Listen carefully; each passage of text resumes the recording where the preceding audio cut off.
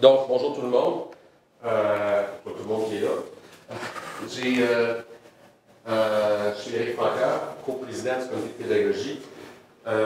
Et malheureusement, Mathias, mon autre co-président, ne peut pas être là aujourd'hui, il s'excuse.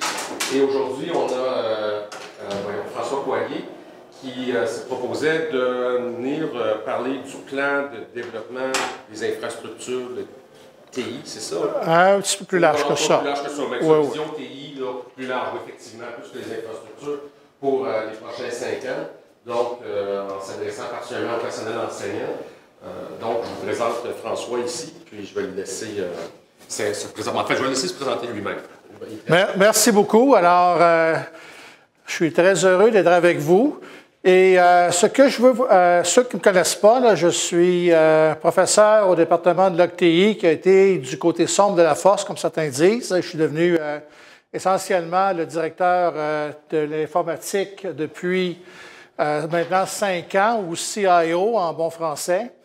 Et ce que je voudrais faire aujourd'hui, c'est vous présenter la vision, un document de vision pour les TI et l'ETS pour les 5 prochaines années.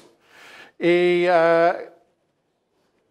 pour ceux qui me connaissent, vous savez que j'enseigne encore et j'enseigne la gouvernance en TI. Et bien entendu, l'objectif de tout bon professeur qui rentre dans un poste administratif devrait être de mettre en pratique ce qu'on enseigne. Alors, qu'est-ce que vous avez là? C'est une structure de plan directeur. Je ne vais pas passer au travers de tout ça. Je vais circuler après ça le document qui est en ligne sur Google à tout le corps enseignant. Mais essentiellement, quand on commence, bien entendu, il faut avoir une idée, d'avoir une vision, faire un bilan, savoir où on est exactement, et après ça, déterminer où est-ce qu'on veut s'en aller. Alors, je vais passer très vite au travers de certaines choses, et seulement pour vous dire encore la raison d'être des TI et l'ETS, c'est ça que je répète depuis 5 ans, c'est bien entendu de contribuer à réaliser les objectifs de l'ETS et en offrant des services hors pair et des infrastructures. L'autre chose, c'est qu'on est l'école de technologie supérieure pour l'école de technologie inférieure. On devrait viser à être un chef de file dans l'utilisation des TI, aller un petit peu plus loin, pousser l'enveloppe. Pas surtout, mais certaines choses, bien entendu. Alors, le bilan, essentiellement, je ne vais pas passer au travers de ça. Ça, c'est un SWOT qui a été fait un peu plus tard.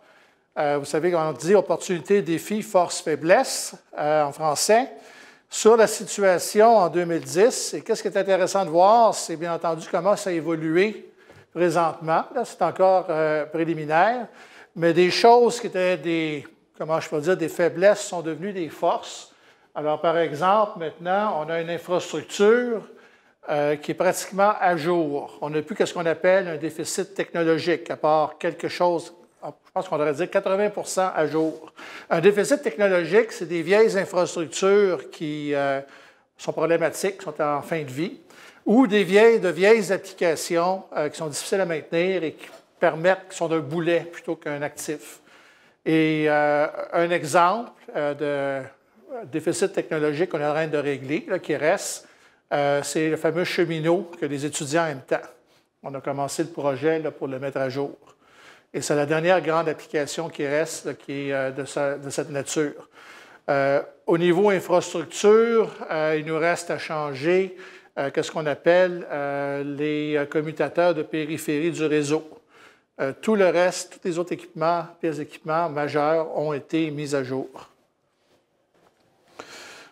Alors, si je commence, et l'autre chose aussi, c'est que l'engagement de la communauté académique au travers de qu'est-ce qui est assez utile, qui est le comité pédagogique, aussi les comités de recherche, est assez fort. On travaille ensemble, on voudrait travailler encore plus ensemble, bien entendu. Alors, quand on regarde quelque chose d'aussi complexe que l'informatique à l'ETS, les différents thèmes, les différentes dimensions qu'il faut regarder, là, alors vous en avez qui sont très générales au niveau de la gouvernance, l'organisation et la gestion, qui est assez importante. Il y a l'infrastructure, la sécurité, qui est très importante aussi. Mais bien entendu, ce n'est pas une fin en soi, la sécurité. Là, la sécurité est là pour gérer les risques. Le côté opérationnel, il faut donner le service, puis donner le bon niveau de service. Et après ça, il y a deux dimensions. Il y a la dimension campus numérique, enseignement et recherche, je vais en parler un peu plus, et le côté entreprise numérique, parce que l'ETS, c'est une entreprise ou c'est une organisation. Et bien entendu, le volet gestion académique qui vous touche, et bien entendu, l'administration, le côté collaboratif et la domotique qui fait partie de ça. Bon, je ne vais pas passer au travers le détail de chacun de ces tableaux-là, essentiellement.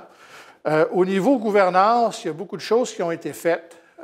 Principalement, gouvernance veut dire aussi qu'il y a un côté contrôle qui est là. Contrôle, gestion de risque, mais aussi visibilité. Et visibilité aussi auprès du comité de direction et aussi bien que de la communauté. Alors, actuellement, on est rendu à la deuxième génération d'environnement de gestion de portefeuille. Le temps est tout capturé, les projets sont suivis, capturés, les portefeuilles sont balancés. Et ça nous permet aussi de rendre des comptes à Québec qui deviennent plus exigeants au niveau des TI. Alors là, vous avez, par exemple, le nombre de projets par les différentes sections là, qui sont courants au travers de l'outil. C'est un tableau de bord qui est généré en temps réel. Au niveau gestion, il y a eu une grande réorganisation il y a 4 ans avec plusieurs réajustements.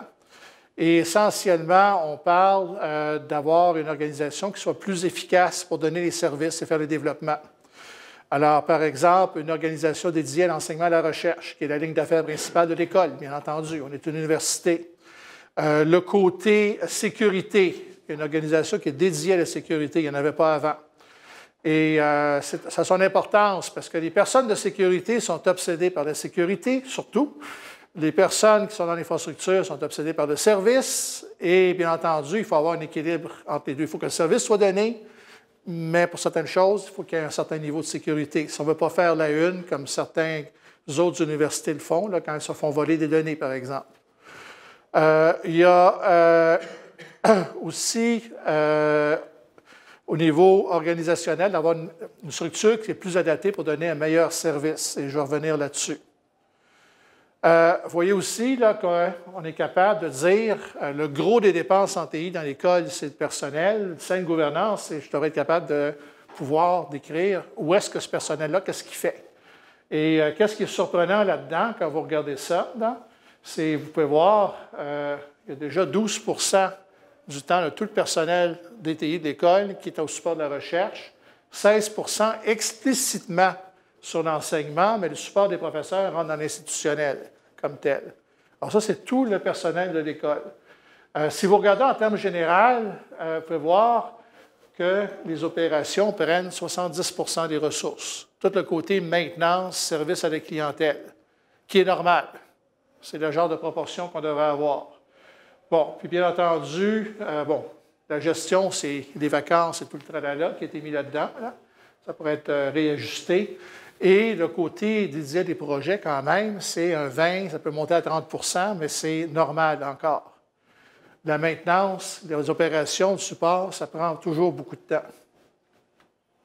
Bon, j'ai déjà parlé de l'infrastructure, surtout au niveau du déficit technologique, de la redondance qui est installée. Là, toutes les applications critiques dont Moodle, non seulement c'est sur une grappe, on appelle ça le serveur redondant, là, il y en a un qui tombe, les autres donnent le service, mais c'est aussi réparti entre le bâtiment A et le bâtiment B, au cas où un incident nous fasse perdre une des salles de serveurs. C'est encore des bonnes pratiques qu'on enseigne, mais ça a été mis en place il y a 2 ans. Alors, ça permet d'assurer une continuité de service. Comme il y a 2 liens Internet qui rentrent dans l'école maintenant. Il y en avait un quand j'étais rentré en poste, un au bâtiment A, un au B. Et si jamais quelqu'un, un contracteur, se met à couper une fibre optique, l'autre peut embarquer. Ce n'est pas les mêmes fibres optiques, ce n'est pas les mêmes tuyaux qui sont pris pour entrer. Puis là, le point de photonique se trouve chez notre fournisseur, qui est le Réseau scientifique du Québec.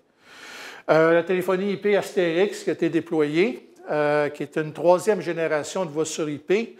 Qu'est-ce que ça vous apporte à vous, enseignants, essentiellement? C'est qu'il y a un paquet de services qu'on n'était pas capable de vous donner parce qu'ils nous chargeaient 200 $ par licence par personne, alors que maintenant, c'est les coûts marginaux et nuls, une fois qu'on a déployé. Alors, c'est un logiciel libre, Astérix, Et en plus, alors ça veut dire que vous pouvez tous utiliser des softphones, c'est-à-dire avoir accès à votre ligne téléphonique d'affaires de n'importe où dans le monde, si vous avez un PC avec une connexion sécurisée Internet.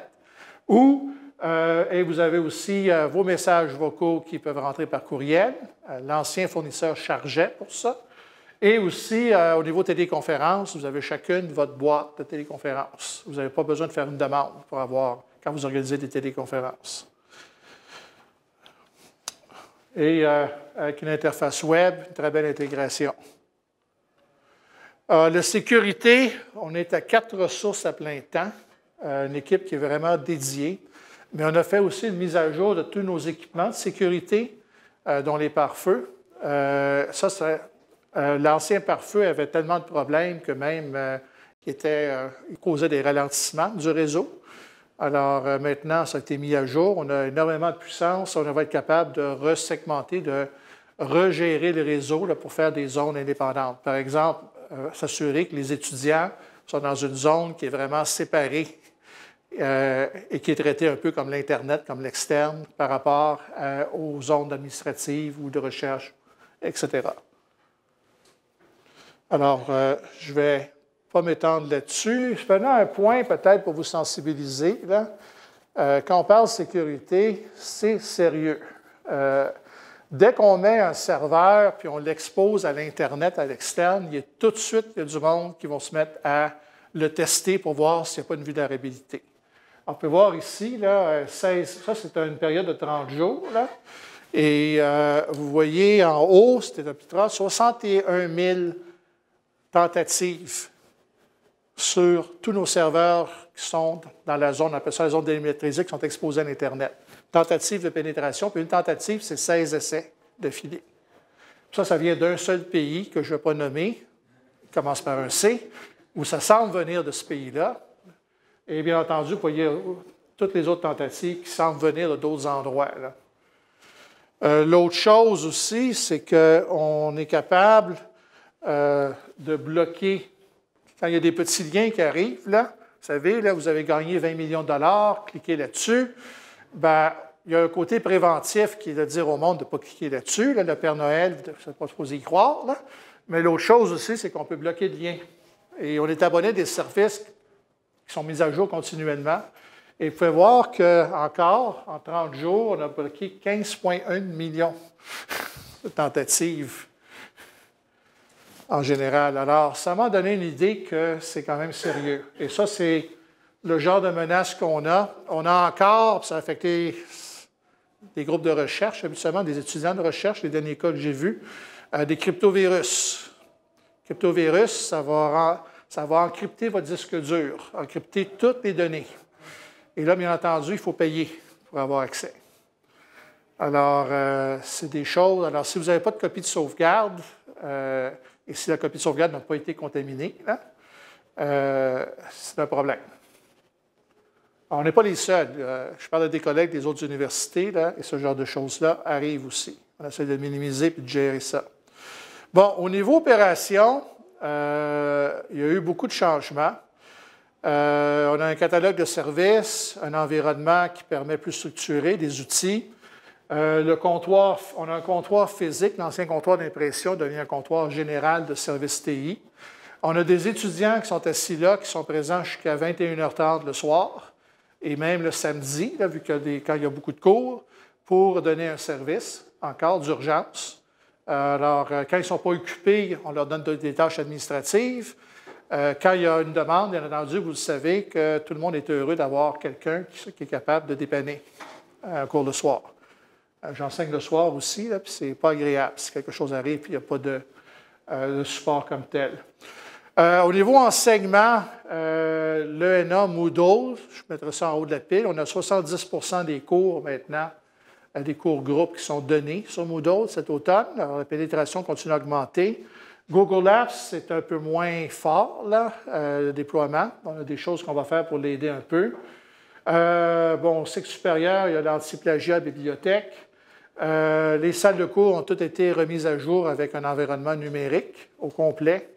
Bien entendu, on est rendu à 69 salles de cours. 67 sont électrifiées Alors, il y a seulement 2 amphithéâtres qui restent qui n'ont pas de prise de courant. Ce qui va nous amener à quelque chose d'autre au niveau de la vision, là. Et il y a 12 salles sur les 69 qui sont à tableau blanc. Ces salles-là, c'est les salles qui ont d'équipements de haute technologie, où on a mis dans les nouvelles salles des nouveaux projecteurs qui n'ont pas d'ampoule, qui sont à LED, à durée de vie de 20 000 heures comme telle. Et présentement, la génération actuelle est allergique à la poussière de craie. On a eu une mauvaise surprise après avoir mis à jour toutes les salles de cours. Le fournisseur de projecteurs a décidé d'arrêter d'en faire. Alors, on n'a pas de problème à avoir des ampoules, mais ce n'est pas très agréable. Bon, la vision d'un campus numérique, ça c'est un cours que j'enseignais, que j'enseigne encore. C'est un cas extrême, ce n'est pas tout le monde qui va utiliser tous les outils, ça dépend encore des matières, des circonstances. Mais là, vous avez un monde, là, moi j'utilisais 2 PC, j'utilisais l'écran tactile, j'avais mis obligatoire dans mon cours l'utilisation d'un PC, et tout était en ligne, et j'ai poussé ça même jusqu'à faire, je n'ai pas mis ici, là, mais l'examen final avec un accès libre à l'Internet. Et mes notes n'ont pas monté après ça. C'est une question de design de l'examen. Comme vous savez, quand vous faites un examen à livre ouvert, si l'étudiant utilise trop le fait qu'il y a un livre ouvert, mais il n'y a pas le temps de terminer, parce que de toute façon, les réponses ne sont pas dans les notes d'habitude, ne devraient pas être dans les notes. Bon, le niveau recherche, il y a du travail à faire de ce côté-là, mais il y en a quand même qui a été fait. Udurome, ça c'est pour quand vous avez des visiteurs de d'autres universités, vous visitez vous-même, ça peut être des universités locales ou internationales. Et ça, il y a 4 ans, je pense qu'on l'a mis en place, ou 3 ans et demi. Et ça fonctionne, on n'a pas le contrôle complet, là, mais ça fonctionne assez bien. Moi, j'étais dans une université en Australie, puis pendant une semaine, je m'en suis servi, là, sans problème. Bon, UniWeb au niveau de la recherche, l'infrastructure SharePoint, utilisée par des groupes de recherche, et la consolidation des sites Web, bien entendu. Et je vais revenir sur la vision de ce côté-là. Bon, la gestion académique, ça vous touche. On a énormément mécanisé la gestion académique. Et j'ai mis là-dedans maintenant aussi le fait qu'on vient de livrer un portail étudiant qui est très populaire, qui consolide tous les outils avec une authentification unique pour les étudiants. Et il y a un étudiant mobile qu'on a fait avec un club étudiant, nos clubs, qui est aussi extrêmement populaire là, sur iOS et Android, et qui a accès à beaucoup de services au travers de services web sécurisés. Et je vais vous parler de la prochaine étape. Et il y a la gestion des contrats de recherche qui est en déploiement. Bon, ça c'est le portail étudiant. Vous savez, l'invention du portail, un étudiant en 1995, je pense, qui s'est mis à faire une petite page web avec ses liens préférés. Ce monsieur-là est devenu milliardaire après, puis parce qu'il a fondé une compagnie qui s'appelle Yahoo. Mais ça, c'est un peu plus élaboré. On parle d'un portail de nouvelle génération. Alors, il y a des fonctions de tableau de bord. Alors, l'étudiant va voir ses cours à lui. Il va accéder à ses notes quand il va se loguer dessus. Il peut configurer comme tel. Il y a son service de messagerie. Alors, on peut pousser des choses sur le portail de l'étudiant, ce qui va ouvrir la porte à d'autres choses plus tard, là, essentiellement. On l'a conçu, bien entendu, avec un groupe focus d'étudiants qui étaient présents. Et ça va évoluer, c'est la première version. C'est fait avec un quadriciel. Alors, la fonction que le quadriciel supporte, c'est la reconnaissance de rôle. Alors, présentement, on reconnaît seulement un rôle, c'est le rôle étudiant. Mais si on fait une version qui s'appelle, disons, professeur, enseignant, chargé de cours, cadre, employé, on serait capable de reconnaître ces rôles-là. Simplement que la personne, on s'en va au même site, on s'identifie, puis là, le rôle est reconnu. Alors, ça fait de l'agrégation au niveau applicatif. On s'identifie une fois, on rentre dans toutes les applications, puis on navigue entre elles, pas besoin de se réauthentifier. On a même pris des fonctions qui étaient dans les applications, on les a remontées au niveau du portail, qui est un changement encore d'architecture. Bon, au niveau administratif, ça, c'est toujours le côté plus plate, mais qu'est-ce qui a peut-être un impact au niveau enseignement et recherche? C'est un logiciel libre, on appelle ça un ERP, qui est un environnement de gestion intégré. Et on est au déploiement là, du côté système de prêt, gestion d'inventaire. On a commencé avec le magasin de génie électrique. On va faire TI, puis après ça, on va couvrir tous les magasins et les laboratoires de recherche de l'école. Alors, logiciel libre veut dire que le coût de la licence est nul pour nous. Et on a embauché, on a pris de l'aide, bien entendu, de fournisseurs externes qui a permis d'accélérer le déploiement. Alors, ça, c'est le gros morceau là, qui va continuer et qui va avoir un impact. Et vous le voyez ici, là, je ne vais pas aller au travers des écrans, là, mais ce n'est pas de la science-fiction que je vous montre, c'est réel. Et c'est assez sophistiqué. Bon, le côté collaboratif, c'est les Google Apps. On va parler. Et, bon, domotique, j'ai encore à discuter avec les personnes. Au niveau de la démocratisation de l'information, on a bâti un entrepôt de données, un environnement d'intelligence d'affaires, et on va être capable de pousser certaines choses dans les portails d'employés ou de cadres. Par exemple, suivre en temps réel les admissions et les inscriptions dans les différents programmes. Plutôt que d'aller là-dessus, le système, lui, le fait. La base de données est mise à jour tous les matins, mais l'information pourrait être poussée dans un tableau de bord sur le portail, par exemple. Bon, je vais passer au travers de ça. Un point peut-être qu'on ne réalise pas, c'est le nombre de demandes de services qui rentrent, là, et on est presque tout documenté. Alors, 1er janvier au 31 août, là, 13 000 billets qui ont été traités. Demande de service GUS, comme tel. Et le point qui était important, alors, différentes catégories, là, et 70 ont été traités en première et deuxième ligne. Ça veut dire par l'organisation que M. Mamadou Gueye est responsable et essentiellement, c'est traité beaucoup plus vite quand c'est fait au point d'entrée. Première ligne, c'est ceux qui vous répondent. Deuxième ligne, ce sont les techniciens qui sont localisés géographiquement là, dans les départements. Bon, l'autre point, on a fait un premier sondage satisfaction de clientèle au mois de mars. Quand même eu plus de 1000 participants, qui est quand même significatif. On a eu une rétroaction là-dessus. Alors, bien entendu, ça va varier, et l'échantillonnage varie aussi selon les différentes classes. On a pris des actions et on va refaire un autre sondage en mars 2016, un cycle de 2 ans. Un cycle de 2 ans parce que ça prend du temps de se retourner, corriger les choses, puis qu'il y ait un effet. Alors, on va faire comme la bibliothèque. La bibliothèque fait un cycle de 2 ans déjà, puis ils sont rendus à leur 3e cycle. Bon, côté budgétaire, ça, ce n'est pas encore tout rentré, là, bien entendu, mais qu'est-ce que je vous présente? Ce n'est pas de la science-fiction, ça rentre dans l'assiette fiscale actuelle qu'on a pour les TI, sans problème. Alors, le contexte général, c'est le contexte de l'ETS. Alors, on s'en va vers un plafonnement de notre clientèle, à moins qu'il y ait un changement radical de notre environnement d'affaires. 2017-2018, les cohortes finissent de s'empiler.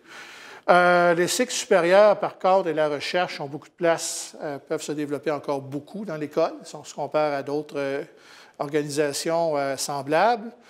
Et, bon, ça, j'ai mis ça là, bien entendu, sujet à discussion. Mais au niveau des programmes de cycle supérieur professionnel, c'est l'endroit où la numérisation, l'enseignement à distance est le plus facile. Alors, je ne sais pas s'il y a une question de vision et d'arrimage à faire là. Mais si on regarde nos compétiteurs, il y a beaucoup d'offres à distance qui se font là. Et vous savez, ces programmes-là, cycle supérieur professionnel, il n'y a pas de laboratoire. C'est un environnement assez différent. Puis ça peut varier peut-être aussi d'un programme à l'autre. Ça ne veut pas dire, bien entendu, que tout est fait 100% à distance. Là. Il y a beaucoup de nuances.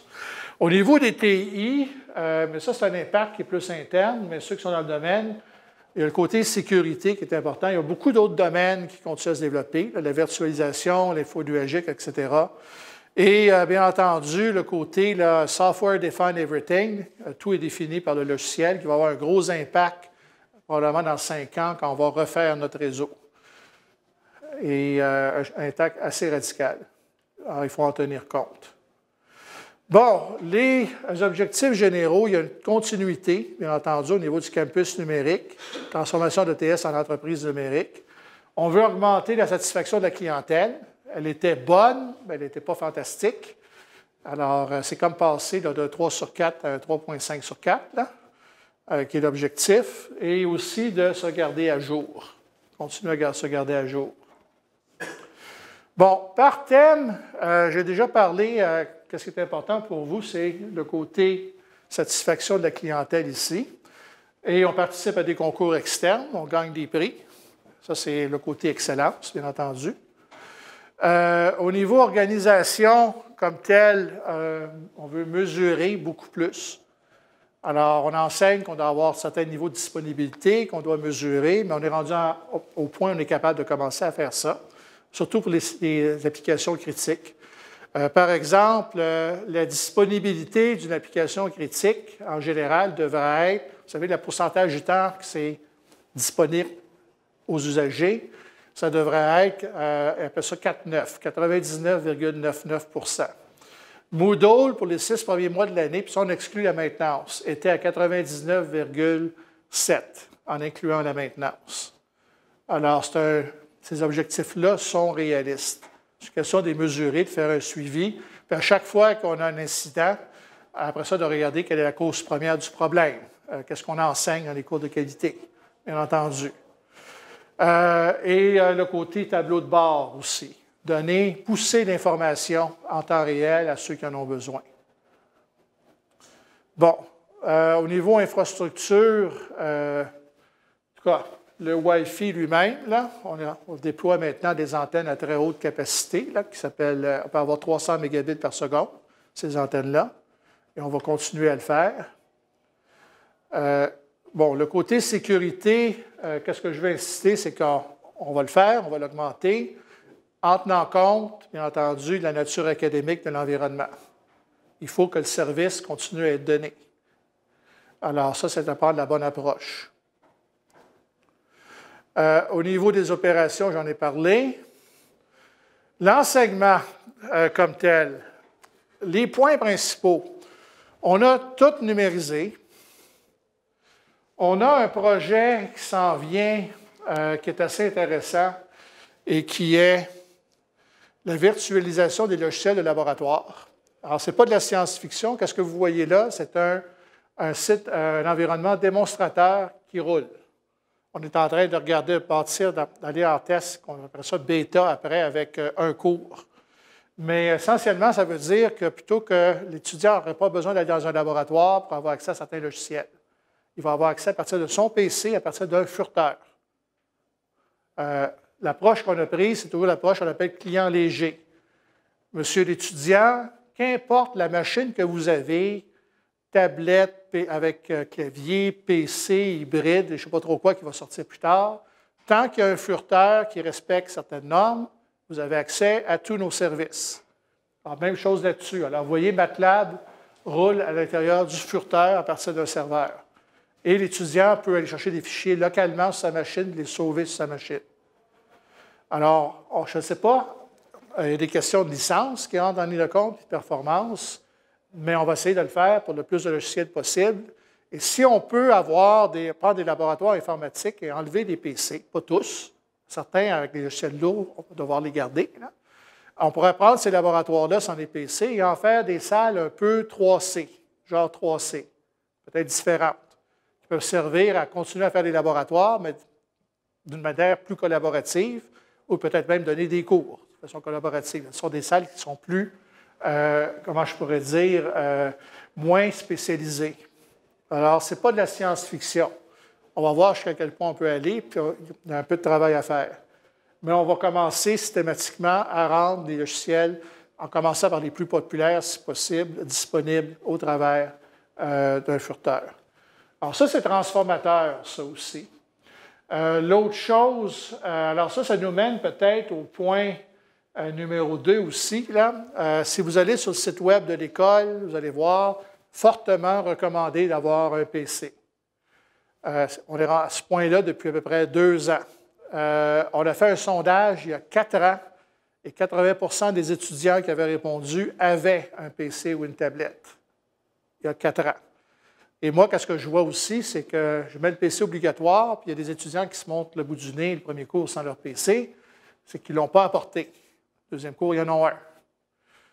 Alors, le point, simplement, c'est que si on rend ça obligatoire, puis là, il y a par une nuance, tout ce que ça fait, c'est que ça ne veut pas dire que c'est obligatoire, que tous les professeurs doivent s'en servir dans leur cours. Ça veut dire simplement que quand on veut s'en servir, on sait que les étudiants en ont un. Et, bien entendu, au niveau gestion de ça, étant donné qu'on prend des clients légers, c'est pratiquement nul pour nous.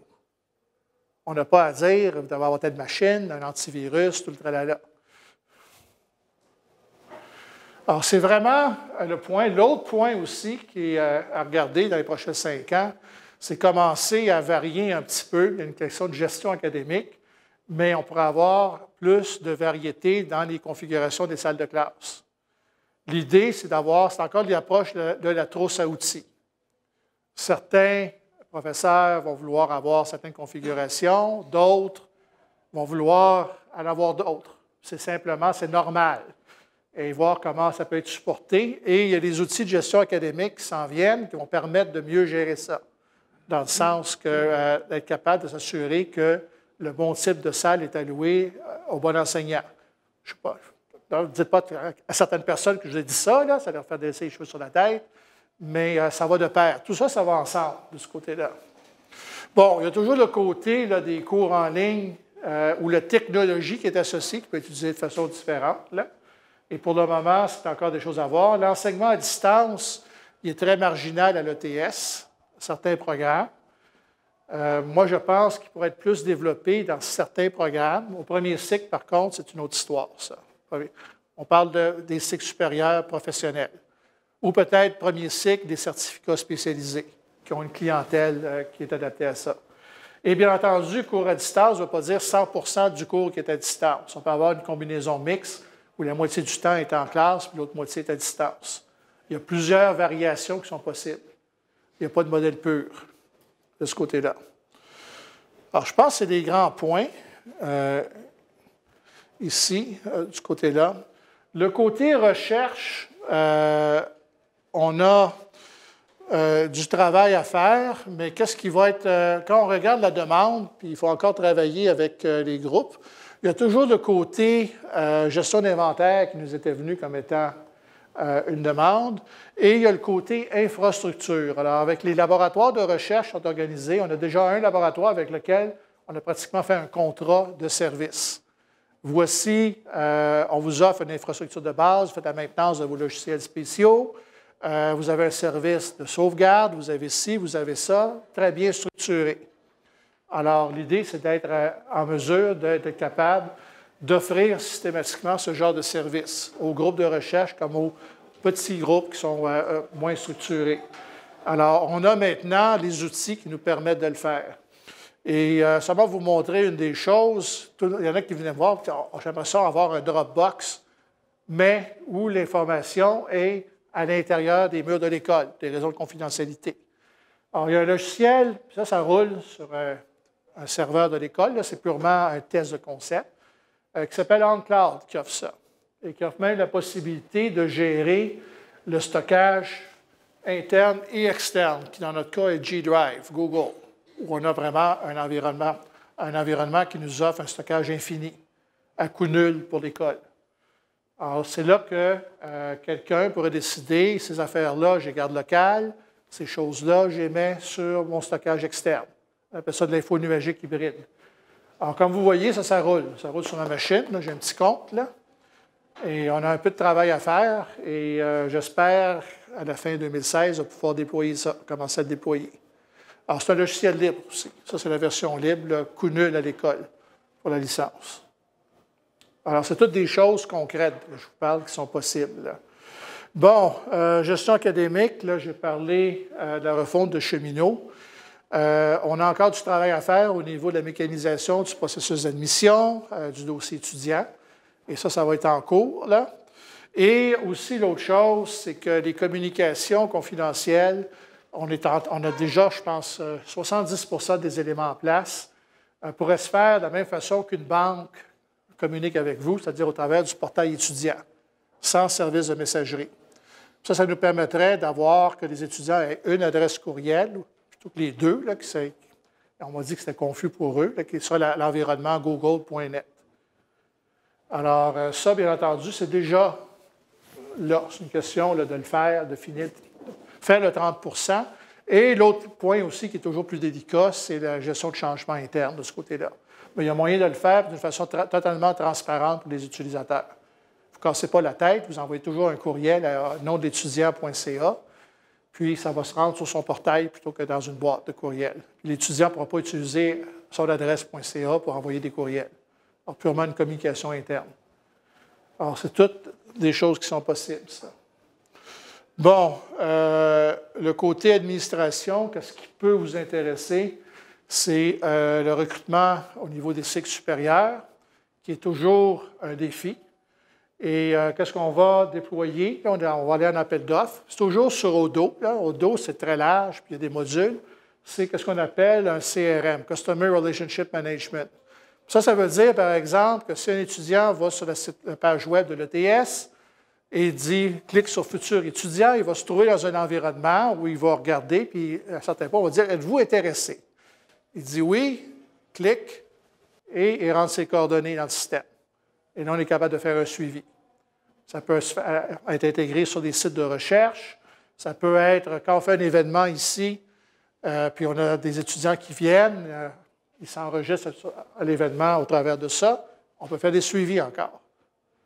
Alors, ça va aider encore d'être plus efficace de ce côté-là. Alors, je pense que ça, c'est le point principal qui devrait vous toucher ici. Le côté collaboration, toujours important, aussi bien pour le travail interne qu'au niveau des pédagogiques. Alors là, c'est vraiment le côté Google qu'il faut qu'on déploie d'une façon plus agressive auprès des étudiants. Et une chose qui va probablement aider beaucoup, c'est quand ils auront seulement une adresse courriel, ils vont être vraiment poussés à utiliser leur environnement .NET. Je pense que ça, c'est un des points principaux qui va aider énormément. Alors, je vais arrêter ici. Merci de votre attention. Est-ce que vous avez des questions? Et je vais circuler, bien entendu, la présentation complète là, à tous les enseignants. Oui? Vous avez dit il y a 10 minutes là, que l'enseignement à distance au premier cycle, c'était carrément à oublier, que c'était évident. C'était évident pour vous, mais ce n'est pas évident pour moi. Vous expliquez. Oui. Il y a la question, regardez, peut-être je devrais moduler ça. Là. Au premier cycle, il y a la question des laboratoires et de l'accréditation. Dans le sens que tout ce qu'on fait sur les programmes de premier cycle d'ingénierie, c'est plus délicat. Premier cycle, on a des programmes de certificats au premier cycle. Programme de certificat professionnel. Là, c'est un marché totalement différent.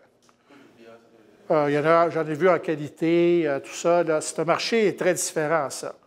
Alors que le premier cycle ingénierie, il y a le BCAPG qui est dans le portrait, les laboratoires. Ça ne veut pas dire qu'on ne pourrait pas avoir, disons, certains cours qui vont se faire à 70 %, par exemple. Là.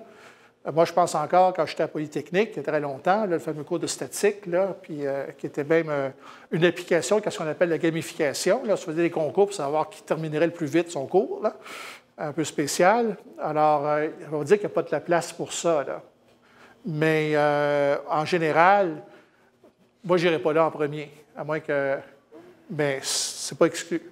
Cycle professionnel, moi, j'ai enseigné un cours où j'avais du monde présent. La photo que j'ai montrée, là, j'avais 3 étudiants à Québec. Alors, j'en avais en virtuel et du local, puis ça allait très bien. Je n'avais pas changé. Étant donné que c'est un mode hybride, là, je faisais toujours mon show dans la salle de classe, pas de problème, pas de changement au niveau pédagogique comme tel. Simplement, quand je posais des questions, je vais dire Québec en premier pour les réveiller à l'autre bout et qu'ils ne se sentent pas exclus comme tel. Mais il y a aussi un collègue, lui, il enseigne sur WebEx un cours dans un programme professionnel à 100 %, puis ça fonctionne très bien.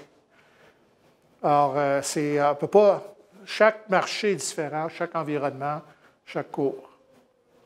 Alors, je nuance.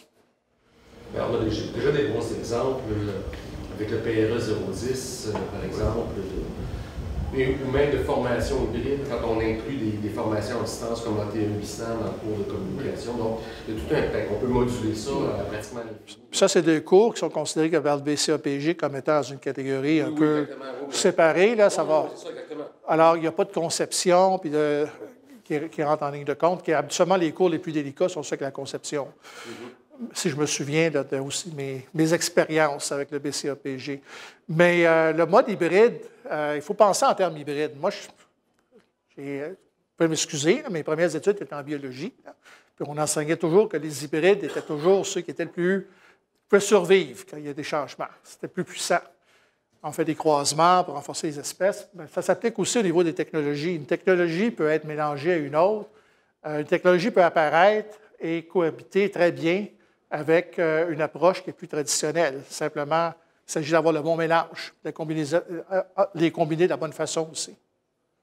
Oui? D'abord, un commentaire sur la question du BCAPG. Ensuite, j'aurai peut-être un autre commentaire. Les critères du BCAPG évoluent rapidement et je ne suis pas convaincu que ce qui était vrai il y a quelques années en termes de restrictions sur les cours à distance le sera encore, mettons, au fil des prochaines années. On a peut-être des pistes à explorer de ce côté-là. François, tu as un plan très intéressant, très ambitieux, puis je trouve ça très, très bien. Une vision. Vision, oui, c'est ça.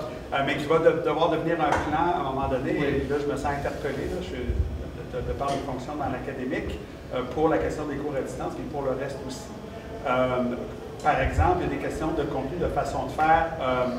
On pourrait discuter longtemps de la formule des cours à distance. Je suis d'accord que les cours à distance peuvent fonctionner bien actuellement, mais pas nécessairement les programmes à distance tels qu'on les offre. Donc, il y a toute une réflexion académique qui doit être faite en parallèle avec la réflexion que toi et ton équipe vous faites sur le plan technologique. Donc, ma question, parce qu'on ne veut pas débattre ça ici, ma question, c'est quoi tes échéances?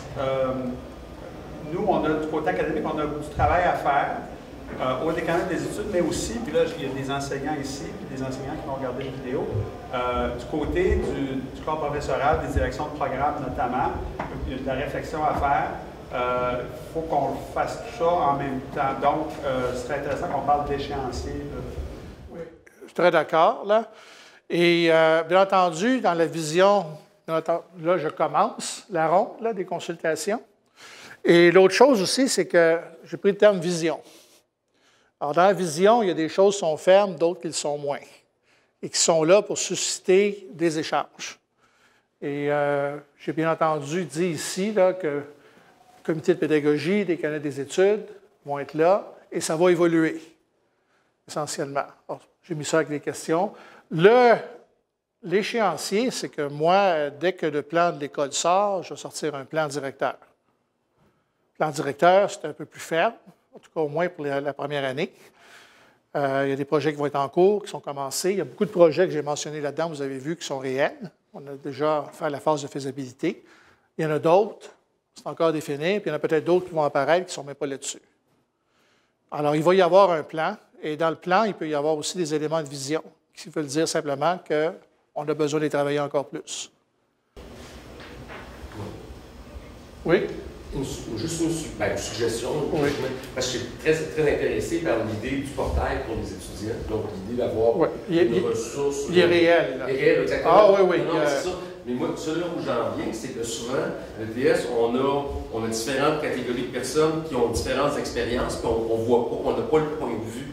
Moi, je me trouve que comme enseignant, puis là, je dis ça, c'est une chose qu'on pourrait réfléchir, c'est que, à mon avis, ça serait important éventuellement que les enseignants sachent c'est quoi le portail étudiant, comment ça fonctionne, pour savoir à quoi les étudiants ont accès facilement et comment ça fonctionne pour l'étudiant.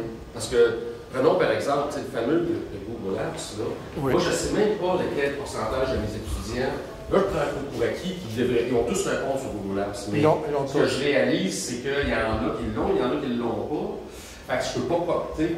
Fait que c'est toute cette réalité-là de l'étudiant, qui a accès à quoi, c'est quoi la réalité, à quoi ils ont, qu'est-ce qu'ils ont, qui fait en sorte que moi, ce que je vais leur demander peut être modulé par justement. Tu sais, on ne sait pas, moi j'envoie des messages sur les forums qui passent par leur courriel. Les étudiants, ils vont-tu voir le courriel? Ils vont, tu sais. Oui, bien là. Oui, Oui, c'est pour ça que je veux simplifier les choses et qu'il y ait seulement un compte courriel. Là. Ça permet des choses. Ils ont tous un compte. OK. Tous les étudiants ont un compte sur Google, etsmtl.net. Est-ce qu'ils l'utilisent? Il y en a beaucoup qui l'utilisent. Moi, il y avait 4 millions de documents, la dernière fois que j'ai regardé, là, qui se trouvaient dans le domaine etsmtl.net sur G Drive. Puis il y en avait 44 000 qui étaient visibles de l'extérieur de l'école. Ça, c'est pas automatique. Il faut explicitement que quelqu'un rende le document visible. Alors, c'est utilisé. Je sais que ce n'est pas l'administration, parce que dans l'administration, il y a, en tout cas, il y a les TI qui s'en servent, on a tout mis là-dessus, il y a le groupe, le BREP, les services aux étudiants s'en servent, je pense, mais ce n'est pas encore répandu tout partout encore. Alors, c'est surtout le côté académique qui fait ça, les étudiants. Par expérience, moi, quand je commence à utiliser Google Drive, parce que tous mes cours sont là-dessus, tu as au moins 20 d'une classe qui ne sont pas capables d'accéder à leur compte en partant au début de la session. Parce qu'ils ne l'ont pas utilisé la première fois. Puis quand tu arrives pour l'utiliser, ben là, il faut qu'il demande plus d'un Oui. Oui, mais ça, c'est un peu normal. Oui. Oui, mais là, regardez, il y a une chose qui va aider de ce côté-là, c'est que pour le moment, ça se trouve ici, sur les applications. Ça, c'est le portail étudiant.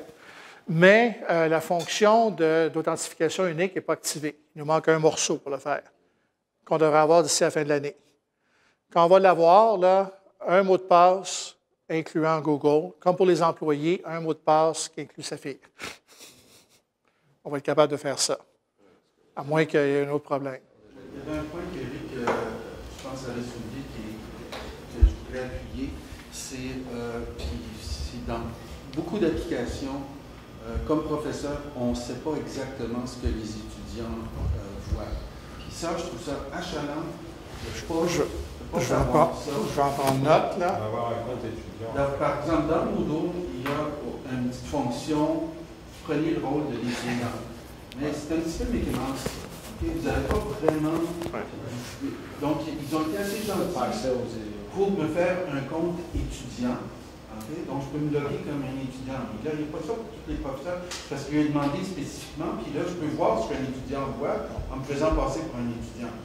Mais ce n'est pas juste dans Moodle, c'est toutes les applications, que ce soit Signet, le show, n'importe quoi, on ne sait jamais ce que les étudiants voient. Okay. Alors, on va régler ça. Là-dessus, là, on a un compte qui s'appelle Joe Blow. C'est pour ça que j'ai été capable d'avoir accès. Là. Mais on va en prendre note, là, faire sûr qu'on règle ce problème-là. Moodle, par contre, là, il va falloir que certains parlez à vos collègues de l'OCTI pour qu'il y ait des étudiants qui améliorent la fonction. Là. C'est un logiciel libre, là. Ça pourrait aider, là, mais tout le reste, là, on va voir ce qu'on peut faire. C'est pas un problème, c'est juste un petit agacement. Non, mais oui, mais c'est bon de se débarrasser des petits agacements pour pouvoir se concentrer sur les autres choses. C'est ça, on a l'impression de vivre de chaque côté d'un miroir, puis de ne pas avoir exactement la même vision de l'autre côté.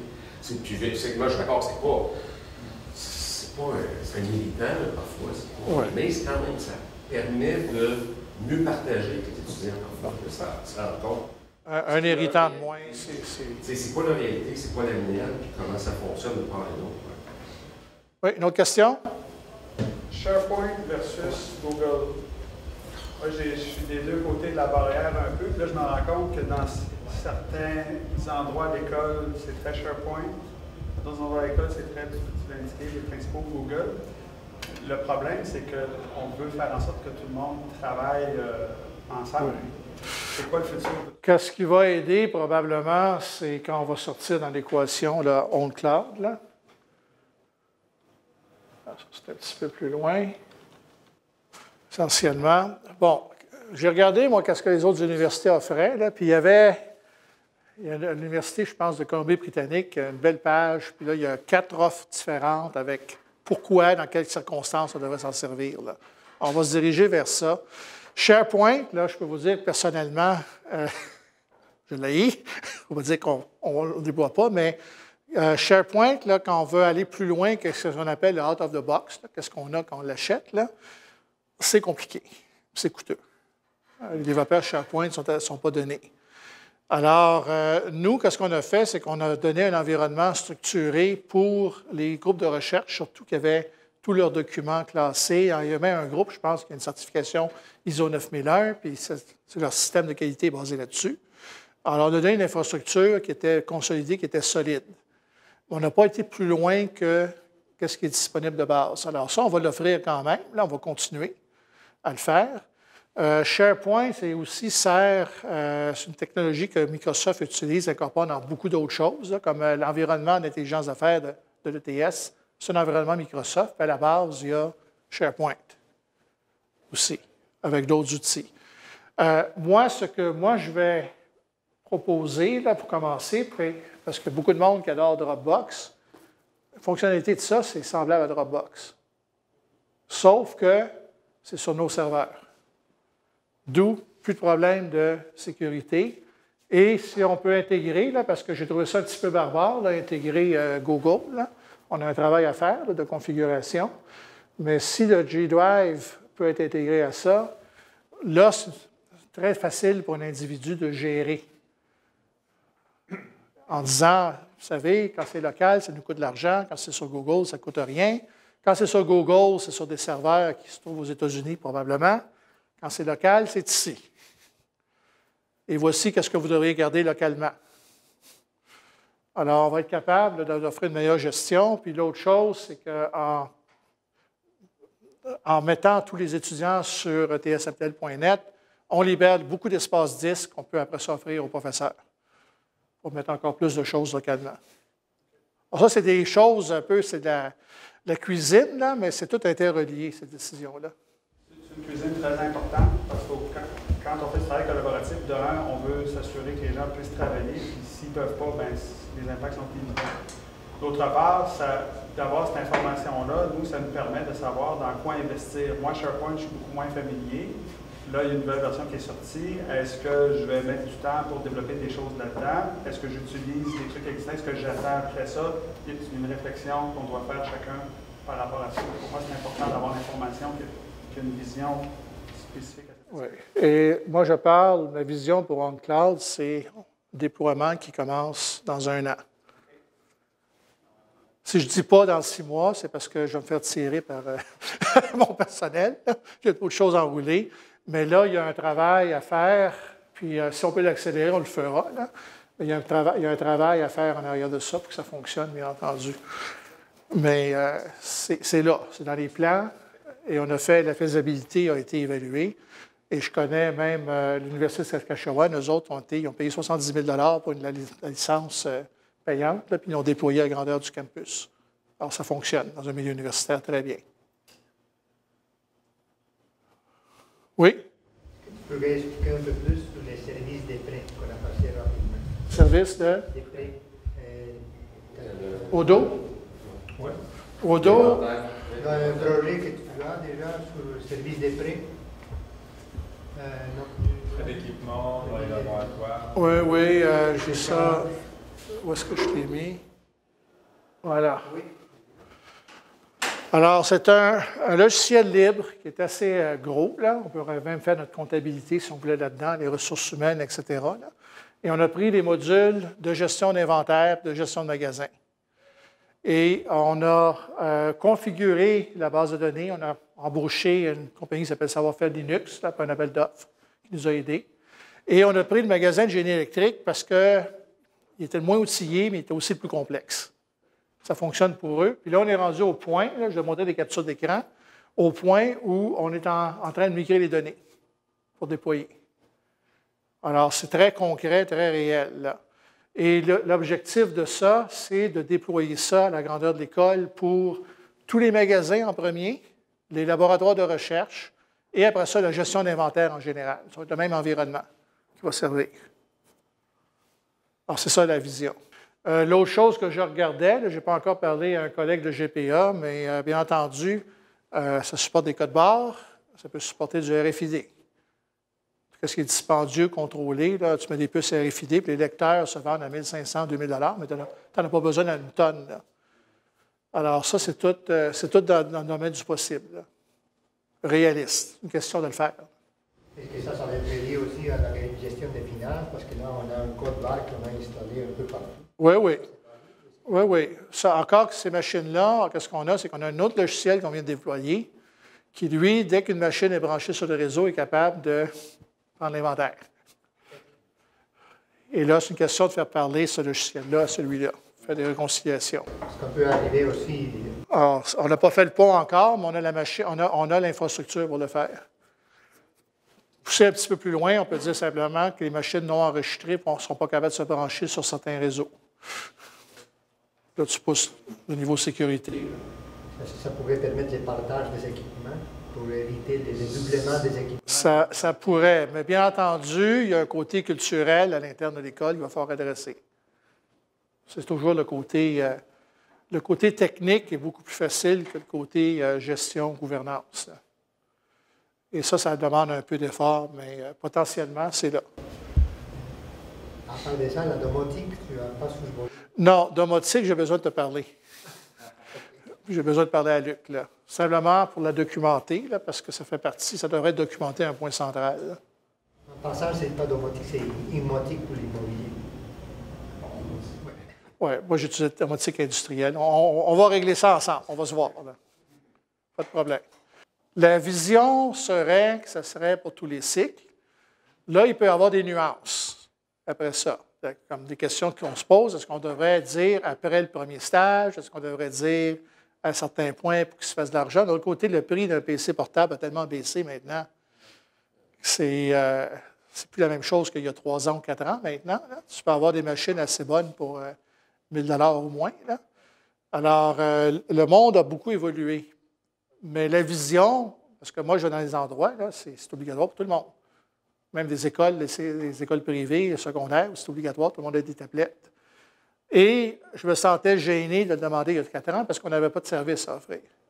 Les salles de classe n'étaient pas électrifiées, puis on n'avait pas de service. Alors, demander à un étudiant d'acheter une machine qui ne s'en serve pas, c'est pas bon. Là, maintenant, les services sont là, puis avec la virtualisation, en plus de ça, de logiciels de laboratoire, ça va monter une coche encore plus haut. Là. Et au niveau pédagogique, ça peut avoir un certain impact, là, sachant que les étudiants peuvent travailler sur MATLAB n'importe où, là. Par exemple. Là. Pour la virtualisation, est-ce que c'est quelque chose qui est prêt à fonctionner? On est à l'étape alpha présentement. Ce que je vais montrer, c'est du alpha. Là, on va aller vers un bêta. On va commencer à limiter un cours. Puis, il faut qu'on teste pour s'assurer que ça fonctionne bien et que les machines sont bien dimensionnées. Puis en même temps, on va voir les coûts qui sont impliqués en arrière de ça. Alors, il y a de l'argent au budget pour le faire. Et là, ça implique que les fournisseurs aussi de logiciels embarquent dans la game. On dit que les conditions de licence permettent ce genre de... Oui, puis là, c'est là que ça peut devenir assez délicat parce que si tu regardes pour une fonction donnée, une fonctionnalité donnée, puis fournisseur X dit non, puis fournisseur Y dit oui, il va falloir qu'on ait des discussions, là. Parce qu'on a plusieurs logiciels qui font à peu près la même chose, de fournisseurs différents. Jusqu'ici, il n'y a pas eu de consolidation. L'école paye 1 million de $ par année en licence logicielle. Bon, j'ai inclus dans Saphir, là, qui coûte 160 000. Au niveau académique pur, là, c'est 400 000. Ce n'est pas Microsoft qui mange tout. La licence Microsoft n'est pas chère, c'est 70 000. Parce qu'il a fait un très bon prix. Google, c'est 0. Odo, que je vous ai montré, c'est 0. Astérix, c'est 0. C'est des logiciels libres. C'est la stratégie qu'on a prise, c'est que quand ça faisait du sens, on prenait des logiciels libres à cause de ça. Pour ne pas faire gonfler la facture. Alors, il va y avoir, c'est pour ça que je dis que le côté technique, il y a un défi, mais le gros côté va être encore pédagogique, puis on va dire, bon, bien, ce cours-là, ce logiciel X, je ne sais pas si on va avoir une situation comme ça, le fournisseur est très gourmand. Le fournisseur Y, si on prend la solution Y qui est un peu moins bonne, peut-être fait 80 % de la fonctionnalité, puis là, la question, c'est est-ce que c'est la loi de Pareto qui s'applique?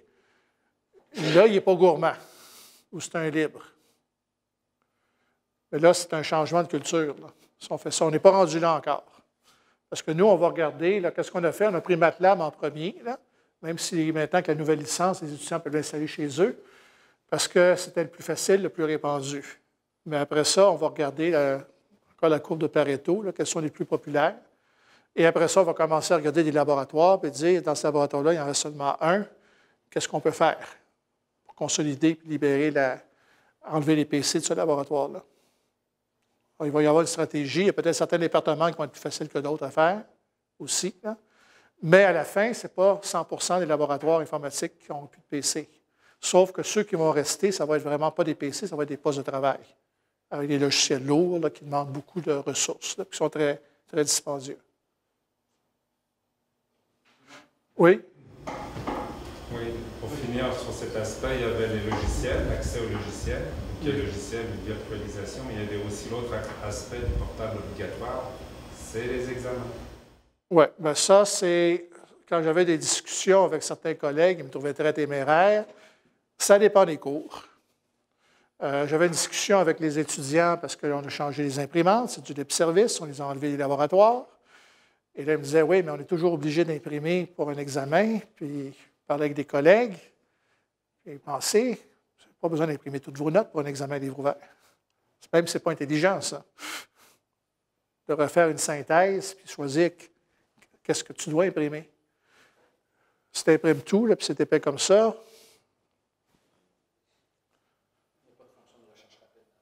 c'est ça. Oui. Au début, vous avez défini un de vos objectifs comme classer l'ETS comme un leader dans l'utilisation des TI. Ça, cette affirmation-là, je sais que vous avez fait un tableau très large, là, mais le leadership de l'ETS en technologie d'information, qui particulièrement où, comment? Là? Bon, on a une façon pour nous de nous valider, c'est de faire comme nos clubs étudiants, c'est d'aller des concours et de se faire mesurer par les pairs. Alors, si vous allez ici, on a gagné un Octas pour l'application e-bourse. On était en nomination sur un Octas pour ePortfolio et pour l'environnement Moodle Google intégré. Moi, je suis membre de l'Association des CIO canadiens, là, et de ce côté-là, je peux mesurer. Si quelque chose s'appelle les Fast Five, on a commencé à publier et on se sert de substances pour ça. Alors là, on a commencé avec l'application des étudiants qu'on fait pour se retrouver dans l'ETS.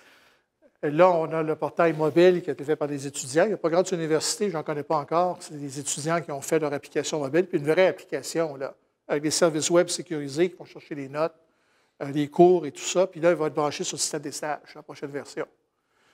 Alors, ça, c'est un autre article qui va être fait, puis on va essayer un Octas de ce côté-là. Astérix, on est la seule université au Canada qui a déployé ça. Mes collègues me regardent encore avec des gros yeux, là, parce qu'il y a toujours un certain élément de risque à faire ça, mais on est les seuls, pour le moment, qui ont fait ça. Alors, moi, je peux sortir des éléments comme ça, mais la meilleure façon de savoir si on est bon, c'est comme en recherche, tu publies, revu par des pairs. Alors, la même approche de ce côté-là. Bon, bien entendu, ça, c'est un élément. L'autre élément, bien entendu, c'est encore la satisfaction de la clientèle qui va être élevée. Puis là, j'ai peur à des collègues CIO parce que je pense qu'il n'y a pas beaucoup d'universités qui font des sondages de satisfaction de la clientèle en TI. Oui. Oui, il va falloir que je parte dans quelques minutes. Là, on parlait beaucoup tout à l'heure de classes, de nouvelles sortes de classes, de nouvelles générations de classes. Si on veut être un exemple high-tech, là, beaucoup d'universités ont des learning labs. Si tu veux, pour définir, ça va être quoi ces fameuses classes? Il faut faire un pilote quelque part pour tester les technologies. Je suis très d'accord. Là, c'est une question que, bien entendu, si moi je mets ça sur le budget sans avoir le support de l'académique, ça ne passe pas. Ça va être en priorité. Alors, ça, c'est là qu'il faut qu'il y ait une bonne concertation, là. Et il y a des endroits où on peut faire ces laboratoires-là, avec des salles de classe existantes, ou un laboratoire informatique, le premier qu'on pourrait libérer, là. Mais il le faut, mais l'autre chose à garder en tête, j'ai eu beaucoup de discussions, c'est qu'il faut supporter une comment je pourrais dire, il y a les besoins pédagogiques sont très différents, dépendant de la matière qui est enseignée. Alors, par exemple, là, il y a des salles de classe qui ont des beaux tableaux à craie auxquels je ne toucherai pas, c'est dans le bâtiment B. Des bons gros tableaux, là, et très bons pour les développements mathématiques ou des choses comme ça. Alors, il faut supporter une certaine variété. Le principe de la boîte à outils. Mais c'est bon d'expérimenter. Il faudrait toujours qu'on expérimente, qu'on ait des carrés de sable, continuer à expérimenter. Donc, vous nous quitter. On va te Oui. laisser partir. Oui, merci beaucoup.